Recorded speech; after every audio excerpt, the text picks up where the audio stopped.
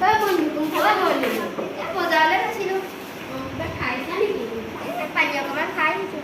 নাখাবা নহয়, এইখন চাইনবৰ্ডখন দেখিছানে? তোমালোকো আহা। দেখিছানে?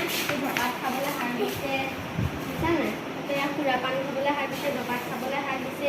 এইবিলাক খালে বিভিন্ন ধৰণৰ টিবি, কফ আদি ধৰণৰ বেমাৰ হয়। এইবিলাক খালে বায়ু প্ৰদূষণো হয়।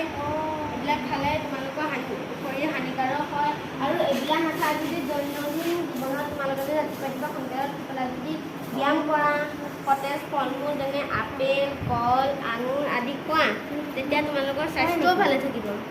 আৰু বিশুদ্ধ খোৱা পানী খাব লাগিব। তোমালোকে শুনিছানে? শুনিছোঁ। তোমালোকে আজি অকল নাখাবা দেই। এইবিলাক খালে মানে বেমাৰ হয়, আৰু মানে ডাঙৰ বেমাৰ হ'লে এইবিলাক ডক্তৰেও ভাল কৰিব নোৱাৰে, বুজিছানে?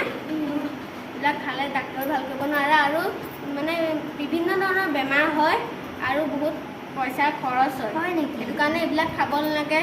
মই এতিয়া যিকেইটা সতেজ ফল মূলৰ নাম ক'লোঁ, বিশুদ্ধ পানী আদি খাবা দেই।